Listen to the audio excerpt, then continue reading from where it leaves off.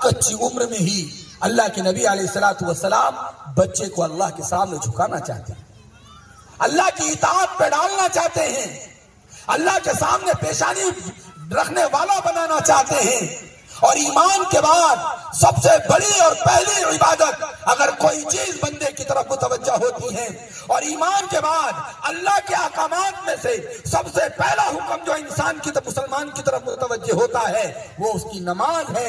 اس لیے فرمایا پہلے ہی اس کو اس کا عادی بنا دیا جائے، نماز کو پڑھوانا چاہتا ہے تاکہ اطاعت کا جذبہ بچے کے اندر پیدا ہو، اللہ کے سامنے جھکنے کا جذبہ پیدا ہو۔ اس لیے قرآن کریم میں اللہ تبارک و تعالیٰ نے فرمایا یا ایھا الذین آمنوا استعینوا بالصبر والصلاۃ، اے ایمان والو تم صبر اور صلاۃ کو میری مدد چاہیے تو آؤ، استعینوا بالصبر والصلاۃ، تم نماز پڑھو، تم صبر کرو تو کیا ملے گا؟ کہ میری مدد ملے گی۔ آگے اللہ کہتے ان اللہ مع الصابرین، میں صبر کرنے والوں کے ساتھ، میں صبر کرنے والوں کے ساتھ۔ اس لیے بچوں کو پہلے دن سے ہی نماز کا حکم دیا گیا۔ اب نماز پڑھنے سے اللہ کی مدد آتی ہے۔ اگر یہ مزاج ہم نے بچوں کا بنایا ہے، آپ نے کیا قطب الدین بختیار کاکی رحمت اللہ علیہ کا واقعہ نہیں سنا کہ ان کی امی جان روزانہ ان کو نماز پڑھنے کا حکم کرتی اور ان کے مصلے کے نیچے اور بعض واقعات کی کتابوں کے مطابق محراب میں روٹی کا ٹکڑا رکھ دیتی، کھانا رکھ دیتی، اور بچے کو بھوک لگتی تو امی کہتی ہیں خواجہ قطب الدین بختیار کاکی رحمت اللہ علیہ سے۔ اور یہ خواجہ قطب الدین بختیار کاکی رحمت اللہ علیہ کس کے مرید ہے؟ ان کے تعارف کے لیے بتا دوں، یہ خواجہ معین الدین چشتی اجمیری رحمت اللہ علیہ کے مرید اور ان کے خلیفہ ہیں۔ کیسی تربیت ان کی اماں نے ان کی ہے کہ مصلے کے یا محراب پہ روٹی کا ٹکڑا اور اناج رکھ دیتی، بچہ کو بھوک لگتی، قطب الدین کو بھوک لگتی تو ماں کہتی ہیں اللہ کے سامنے نماز پڑھو، اللہ تمہیں روزی دے گا۔ بچہ نماز پڑھتا ہے تو ماں کہتی ہے دیکھو ہو سکتا مصلے کے نیچے یا محراب میں روٹی آئی ہوگی۔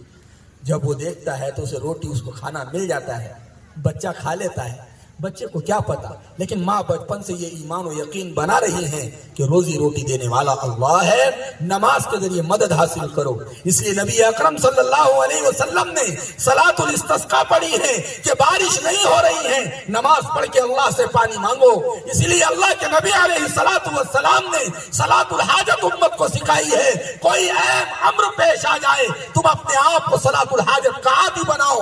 جب اللہ کے نبی علیہ الصلوۃ والسلام پر کوئی مصیبت اور جب بادل چھا جاتے اور جب کوئی تیز ہوا چلتی اور جب تاریکی سخت ہو جاتی، صحابہ فرماتے ہیں نبی اکرم صلی اللہ علیہ وسلم سب سے پہلے نماز کی طرف متوجہ ہوتے ہیں۔ تو فرمایا اب ایک دن ہوا یوں کہ ماں کسی کام سے کہیں چلی گئی پڑوس میں،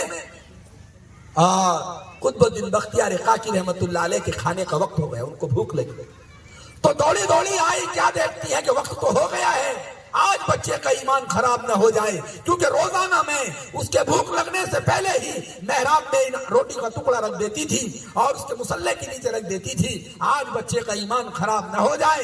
اسی فکر میں دوڑتی ہوئی جب گھر میں آئی، کیا دیکھتے ہیں قطب الدین بختیار کاکی رحمت اللہ علیہ چھوٹے بچے ہیں اور سوئے ہوئے مصلے پر۔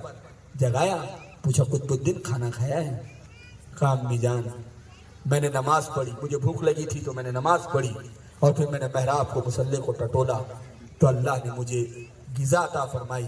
لیکن بچہ کہنے لگا امی جان آج جو کھانا ملا ہے اس سے پہلے جو اب تک کھا رہا تھا اس میں لذت ہی کچھ اور تھی۔ جب ایمان یہ بنے گا تو آسمانوں سے اللہ براہ راست ہماری اور آپ کی مدد کریں گے۔ آج ہم نمازوں کے عادی نہیں، اذانیں ہوتی ہیں، اللہ کی آزاد فضاؤں میں اللہ کے مؤذن پکارتے ہیں، مساجد میں ائمہ کو نمازیں پڑھاتے ہیں اور ہمارے سروں پر کیوں بھی نہیں رینگتی۔ بتائے میرے بھائیوں، جس پروردگار عالم کا قرآن میں یہ اعلان ہے کہ تم نماز اور صبر کے ذریعے میری مدد حاصل کرو، ہم نمازوں میں کے معاملے میں ہمارا معیار 2% ہے یا 1% ہے، اس سے زیادہ نہیں ہے۔ امت کا 99% طبقہ بازاروں میں، ہوٹلوں میں، چوپالوں پر، جوئے خانوں دکانوں پر، کیرم بورڈوں پر، سٹوں کے اڈوں پر، ورلی مٹکوں پر اور شراب خانوں میں اور بے حیائی کے اڈوں پر رہتا ہے، اللہ کا مؤذن اذان دیتا ہے، میرے بھائیوں نبی نے فرمایا ہے اللہ اذان اور اقامت کے درمیان میں مانگی جانے والی دعا کو قبول کرتے ہیں۔ قبولیت دعا کے موقع پر ایمان والے ہر جگہ نظر آئیں گے، نہیں نظر آئیں گے تو حالت نماز میں نظر نہیں آئیں گے، جوئے کے اڈے پر نظر آئیں گے، سٹوں کے اڈوں پر نظر آئیں گے، بے حیائی کے اڈوں پر نظر آئیں گے، وائن باروں پر نظر آئیں گے، شراب کے اڈوں پر نظر آئیں گے۔ میرے بھائیو اس وقت ضرورت ہے کہ امت اللہ کی طرف متوجہ ہو۔ جب ہم خود نماز کے عادی ہوں گے ہماری گودوں میں پلنے والی اولادیں بھی نماز کی عادی بنیں گی، ہماری گودوں میں پلنے والی اولادیں باحیا بنیں گی، ہماری گودوں میں پلنے والی اولادیں اطاعت گزار بنیں گی۔